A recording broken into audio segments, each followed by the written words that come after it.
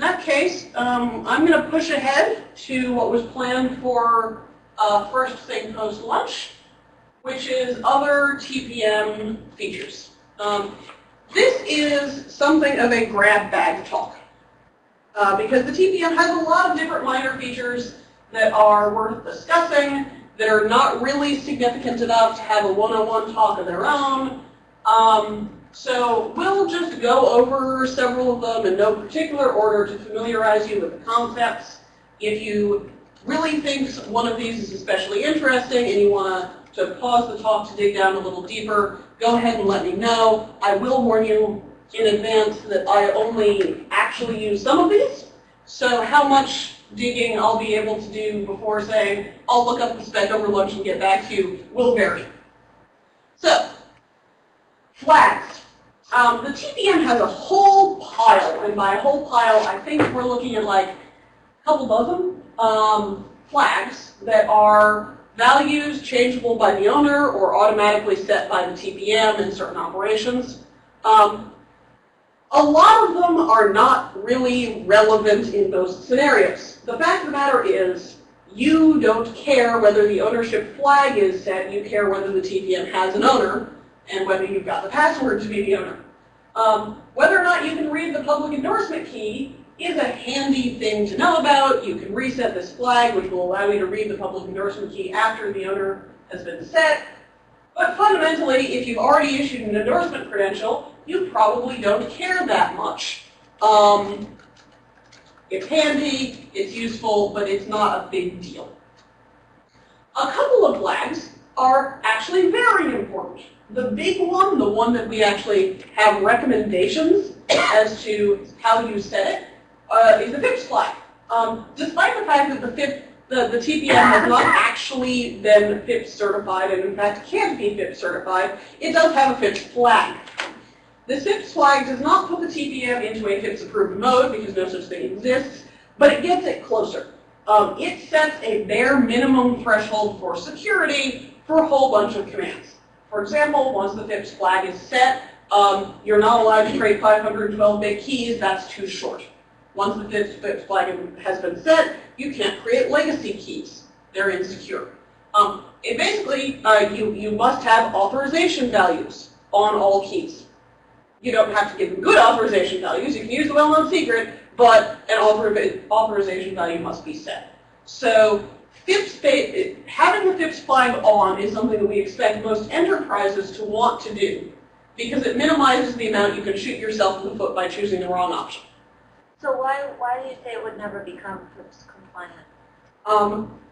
There is some detail of the FIPS specification, and I am not an expert in that, that happens to be contradicted by some of the things the TPM does. And I can't be more specific. I had somebody rant at me about this for about 20 minutes because the guy was very upset that the TPM had not cared enough about FIPS certification to have met whatever this criteria was.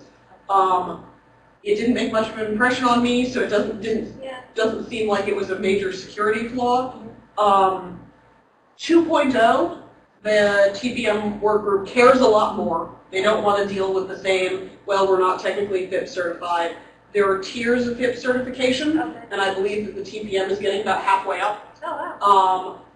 If you actually want the details, I can look them up, but I really don't know offhand. I just was kind of curious if for them to call out, or does it actually say in the spec it refers to FIPS? The name of the flag is FIPS. So it's interesting because it makes you go, oh, FIPS. I was really surprised when the guy from NIST told me the TPMs were not FIPS certified, because I'm like, what do you mean? It's got a FIPS flag. Of course it is. Right. It's not. Okay. It is not for reasons that sound like they are a bit of a technicality. They took a different approach to certain things. But how much of a technicality it is probably depends on how much you care about whatever the difference was, and I don't know what the difference was. Okay. Thank you. There's also an NV locked flag that enables or disables all authorization checks on NVRAM, including whether or not you're the owner and whether or not the PCR values are actually checked. That's a pretty big deal. If you're using NVRAM for secure operations, you really care about whether this flag is set. The intent of this flag is to allow the TPM manufacturer, who is creating the TPM, who wants to put, in theory, certificates into the TPM, to do so without being the owner. In theory, this flag does get set when you take ownership, or in theory, it should get set when the manufacturer is finished. That said, it's worth looking into, because if this gets turned off, some of your assumptions about whether it's safe to use NVRAM really do go away. There are also a whole bunch of flags that are very useful if and only if you're in a specific corner case. For example, there is a flag, which I'm not even going to try to pronounce, that indicates whether or not the endorsement key was created by the manufacturer versus a TPM command. If news comes down, if in 2 years we discover that, say, Broadcom has turned out to have an insecure endorsement key generation practice, then I really care about going through every single one of my Broadcom TPMs and checking this flag so I know which ones to stop trusting. Similarly, things like disable owner clear, there's technically two ways to clear the TPM, and we'll get to that later in this talk. One of which is force clear, which is what you do in the BIOS. You have physical presence, you force the TPM to be cleared. The other one of which is just a command that the owner can run that wipes the TPM.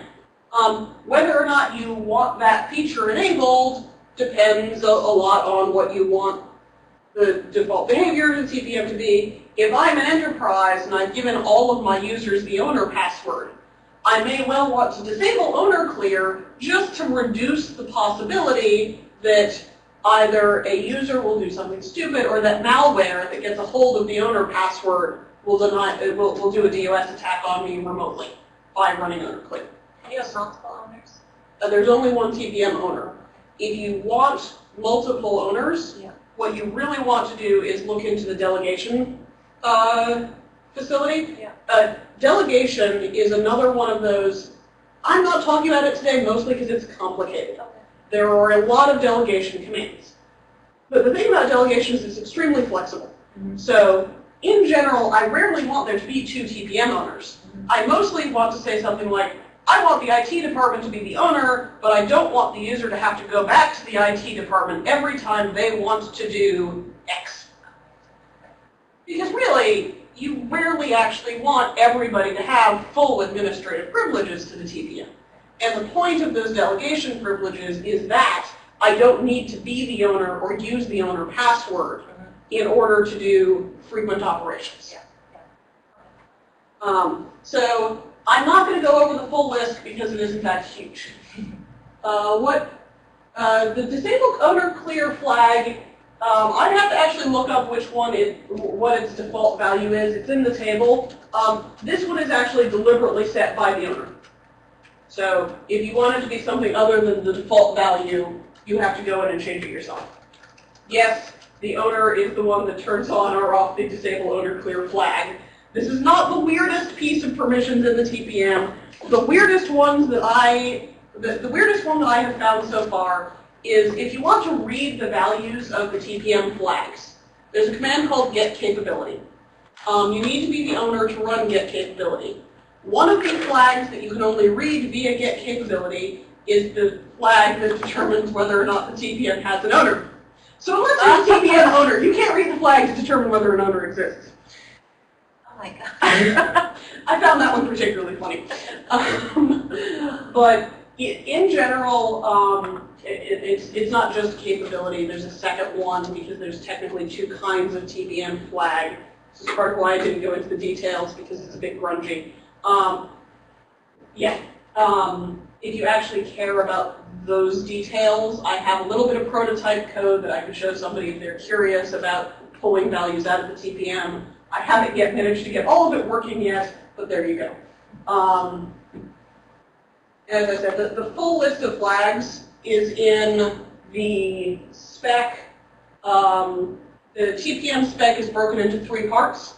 Part 1 is the design principles, part 2 is structures, and part 3 is commands. These flags are all listed in the structures spec. There's a very straightforward table. And so if you want to know what the flags are, what you can use them for, how do you change them, what the default values are, all of that is in the structures spec, except how you change them, and in that case you have to go digging into commands and it's complicated. I mentioned this even though I have mostly not been saying go look at the spec, because unlike everything else that you have to go look at the spec, this one's actually one table. It's comparatively very straightforward. So, key migration. I talked in the yesterday afternoon about the fact that keys can be migratable or non-migratable. And in pretty much every other talk, except for the one about binding keys, I have said use non-migratable keys. Now, that's because we've previously been talking about attestation and authentication, things where identity really matters. That looks like the correct link for the TPM main specification, yes. I don't know offhand. For those of you who want the TPM main specification, you can in fact find it in the Trusted Computing Group's website in the developer resources under TPM. So, key migration is actually a feature that most enterprises care a lot about. We really want migratable keys. In particular, because we care about backups, and we care about the ability to replace the system without losing all of our data. So, migration is actually pretty darn straightforward. You can create a migratable key on TPM-A.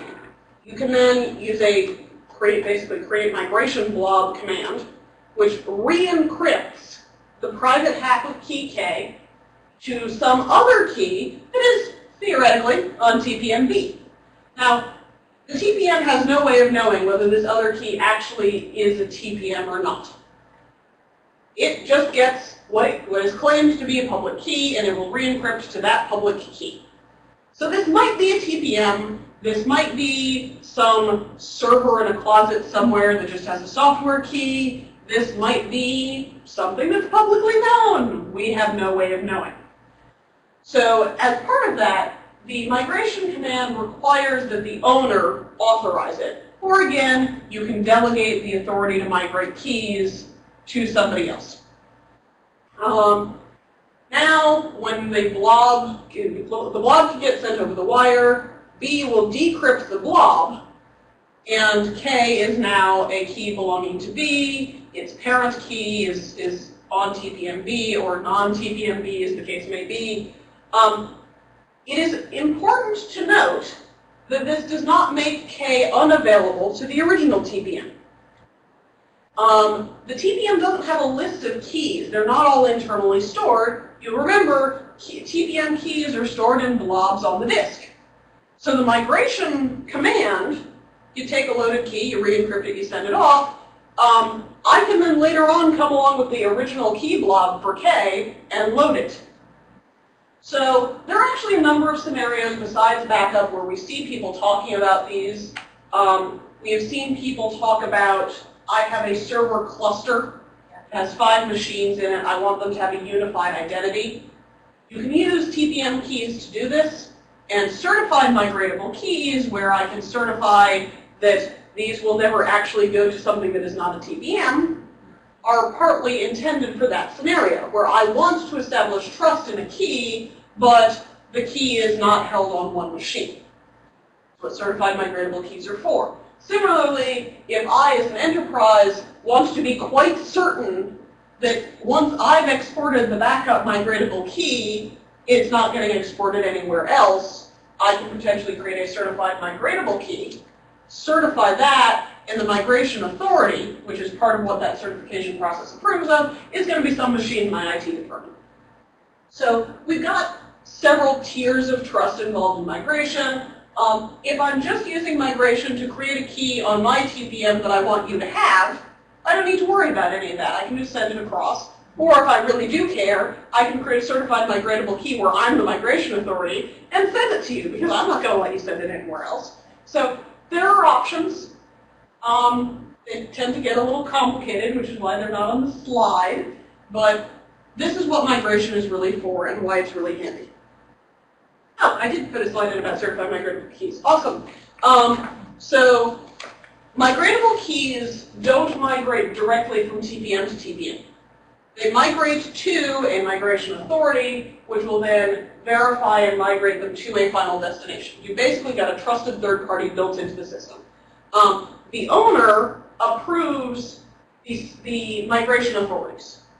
And as I said, when we certify migratable keys, we are certifying the type of the key and the authority that is its migration authority.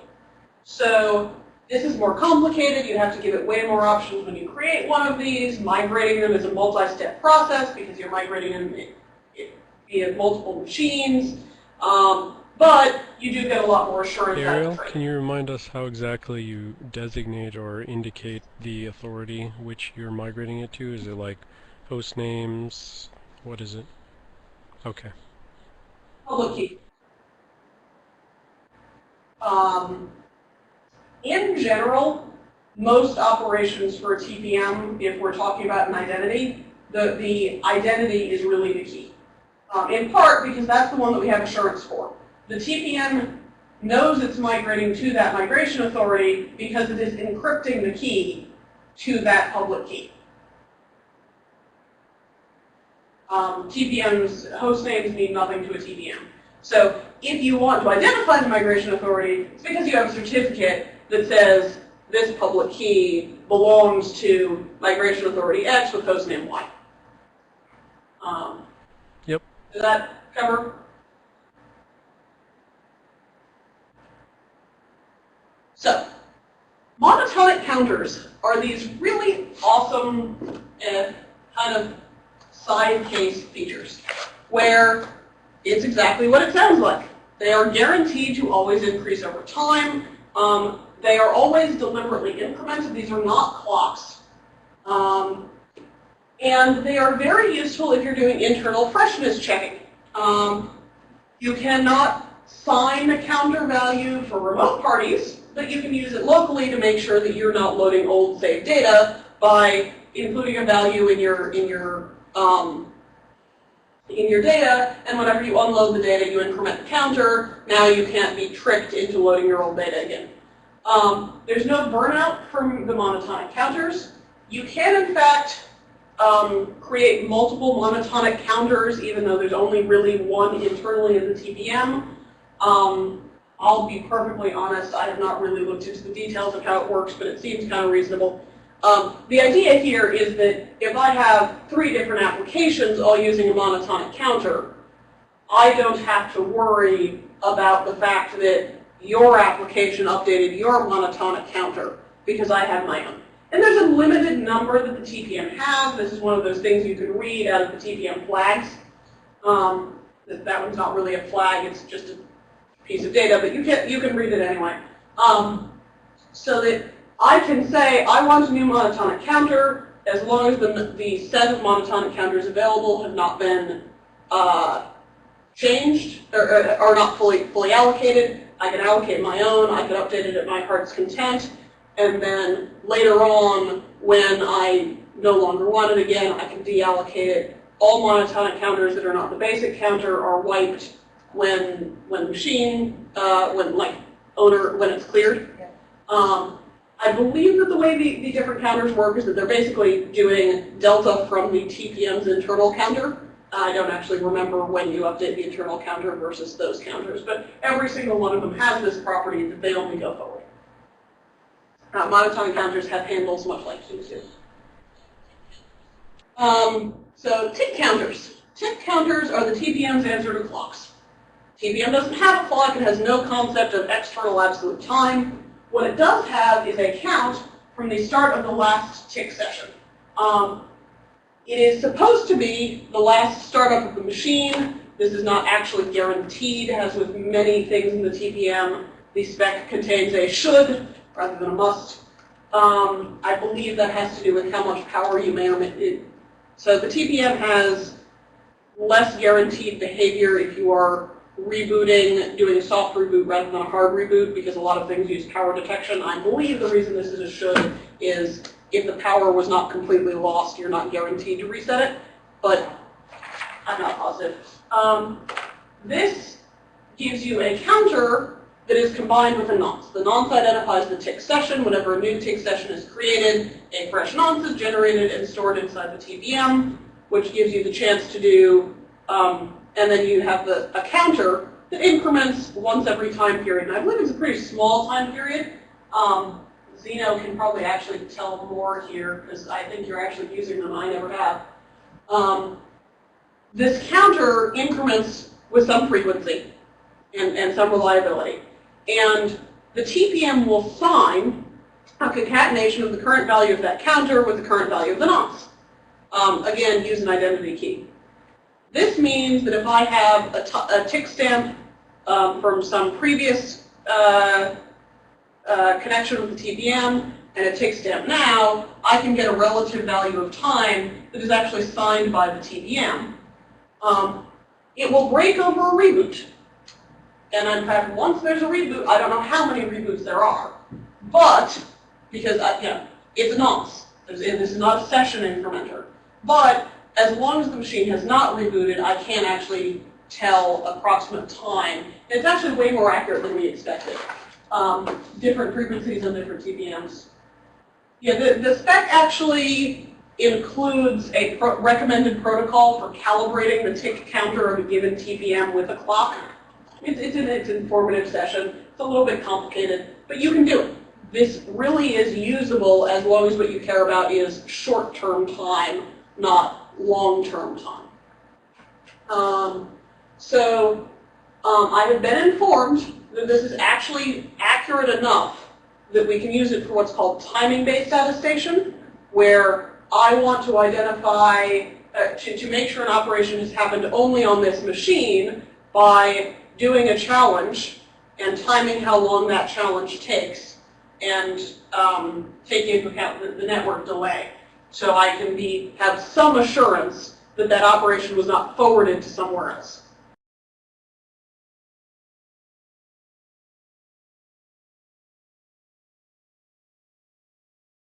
And this is actually a really handy trick if we're trying to do things like make sure that this smart card is authenticating at the same via this hardware machine, because I can do a tick stamp, do an attestation with a smart card, do a tick stamp, and associate all of that. It's hard, but you can do it. Oh, you're not using network delay with the tick counter? No. These things to, yeah, 2 tick stamp deltas is most of what I'm looking at. Cool, good to know. What does RTT stand for? The comment here is we either use network RTT or use 2 tick stamp deltas. And 2 tick stamp deltas is the technique that I'm most familiar with. But round trip time, right.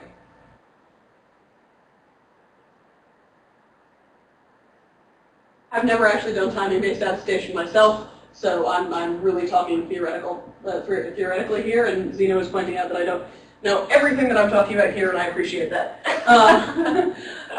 Yeah, 2 separate ways of doing timing-based attestation. One is the delta between 2 tick counters locally, and one is based on network time assumptions. So, gosh, we are just zipping through things today. So the TPM can also act as a random number generator. I get asked a lot, how good is the TPM as a random number generator? And unfortunately, the answer is, we don't know. It's manufacturer dependent. The manufacturers do not publicize their random number generation techniques. The spec recommends that they use hardware-based entropy, not just a pseudo-random number generator, but they're not required to, so we don't have any idea.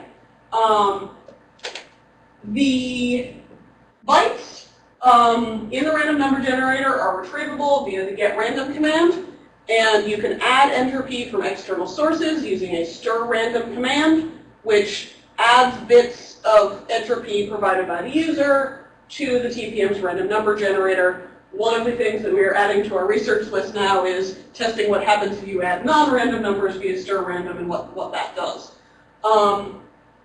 stirRandom does not replace the TPM's seed with whatever you provided. It does combine them, but that doesn't necessarily mean you can reduce the entropy value if you do so maliciously.